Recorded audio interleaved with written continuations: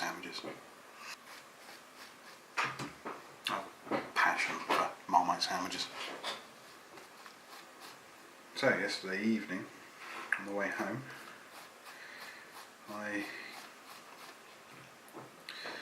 driving home, was just doing a quick update on the day. A chance to sit behind a Discovery Sport, which I have to admit I have no bias about. I've seen the outside one, never looked inside, never driven one certainly. And it got me onto thinking about Land Rover's current direction, shall we say. Don't get me wrong, they're making money. That's the idea. I certainly don't have a problem with the company making money.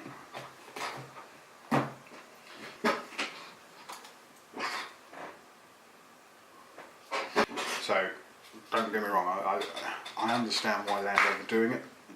It's what sells, and it's what they do. But it got me onto ranting about the Range Rover Evoque. The cheapening of the Land Rover brand, bringing out the Range Rover Evoque. I'm a Range Rover fan. Everyone knows I'm a Range Rover fan. I have been ever since I was young. My history with Land Rover. Went to a museum in York, I believe it was. I believe it was the Steam Museum. It could have been a car museum. To be honest, I don't remember. It could have been a military museum. But it was a museum while we were on a family holiday, and I was only about 6. And there was a SAS Pink Panther Land Rover, and when you're 6 and you're standing next to a Land Rover, you know, they're big cars, big chunky cars.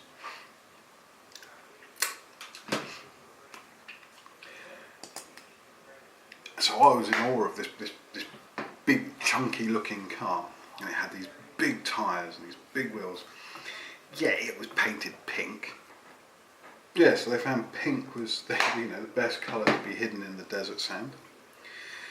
And this thing was bristling with guns, and it had a large machine gun on the back.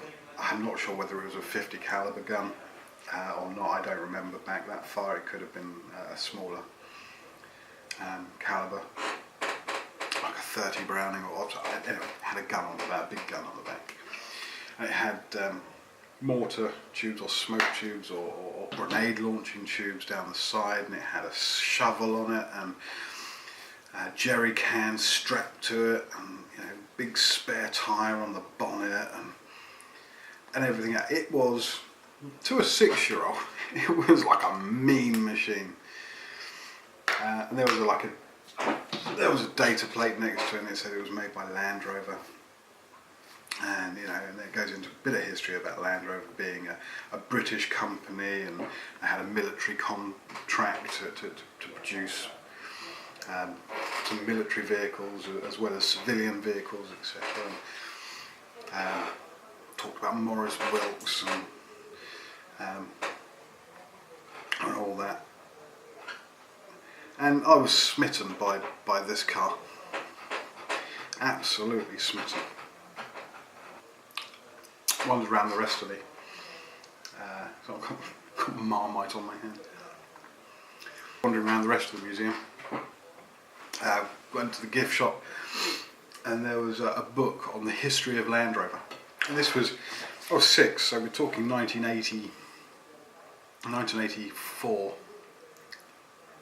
around 1984, 1985, around that sort of area. Range Rover at the time was 14 years old. They'd just bought out the 90 and the 110 to replace the old series vehicles.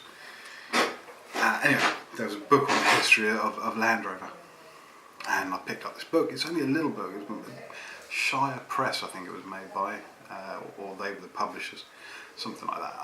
I've still got the book. I'll have to see if I can dig it out. I've still got the book. And it was about the history of Land Rover and how it was developed and everything. And I read this book cover to cover, standing in the gift shop, looking at all the black and white. Sorry, I've got a really squeaky chair.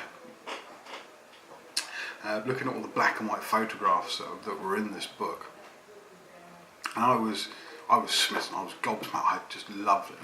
And I begged like a gypsy in an airport for my dad to buy me this book, and he did. Very kind of him. Thank you very much, Dad. Appreciate it. And I took this book home and I read it cover to cover again and again and again and again. I went mental over this book.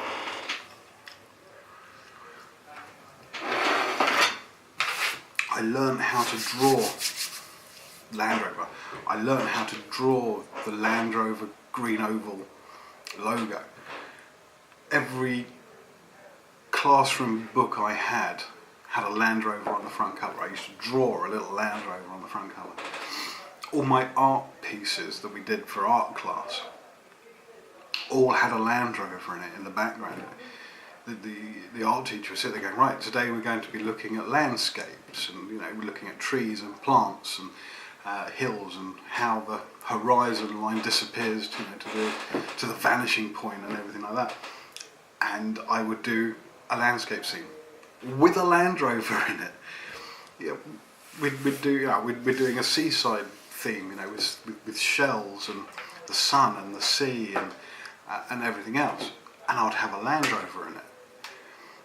Everything I did had a Land Rover in it, and I remember walking down the road, and there was a house just a few doors up, and they'd just got themselves the new 110.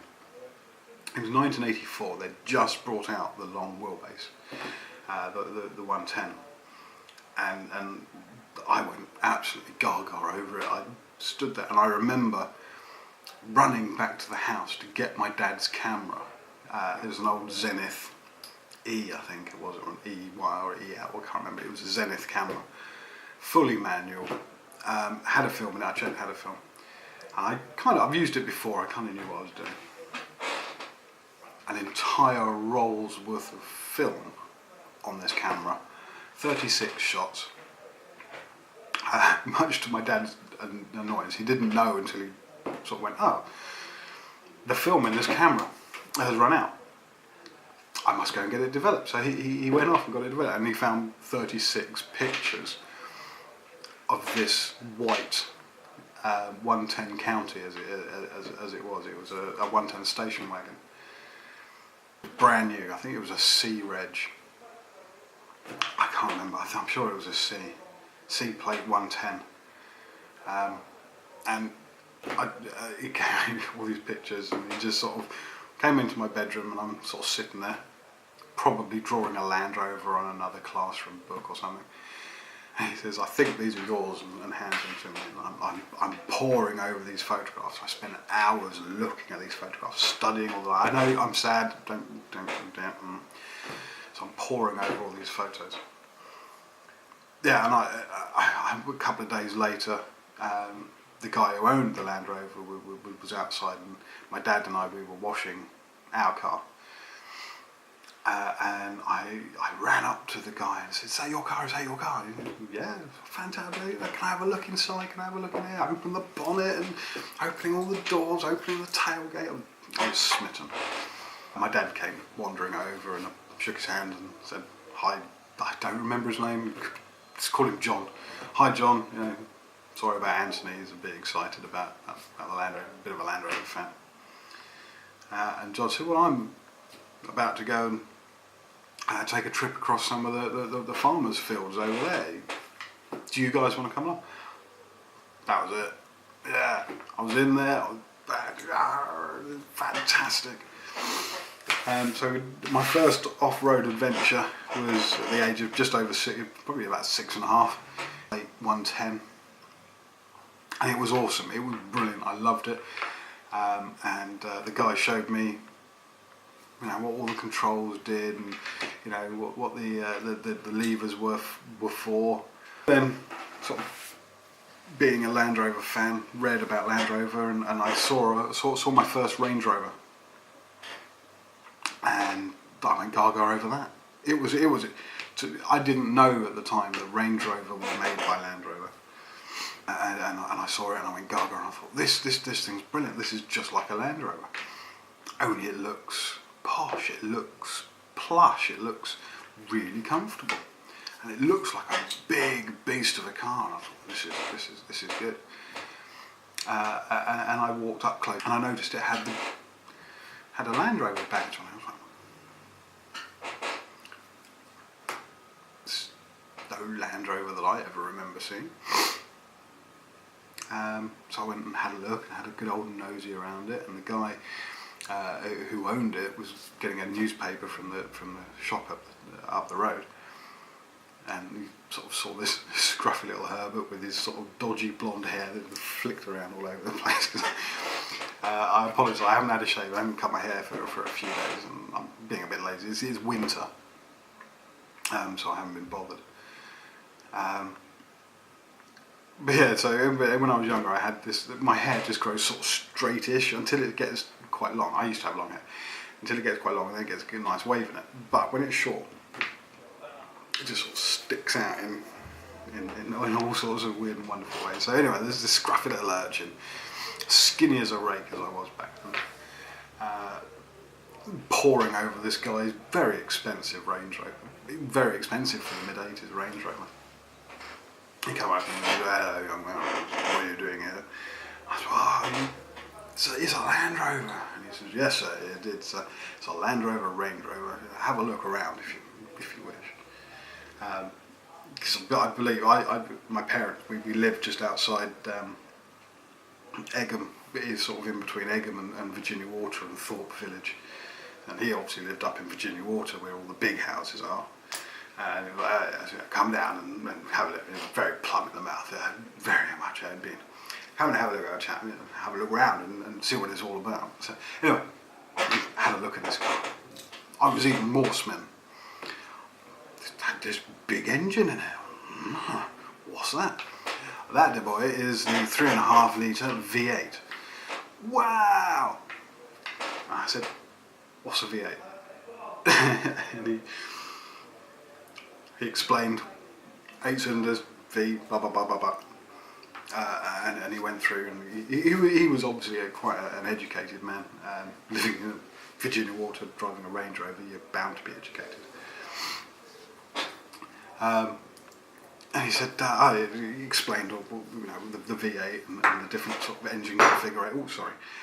Explained all the different engine configurations you can have and everything, and that was it. I was just gobsmacked that there's this big engine and it created. I think back in the early carburetor days, 120 odd brake horsepower or something like that. It's not a huge amount in comparison to nowadays. But when I was busy reading about the series vehicles that created like 70 odd horsepower, this thing was monstrous. And he said, "Well, I'll see you later, by the way. Don't forget, go home. Go straight home. Don't talk to strangers like me."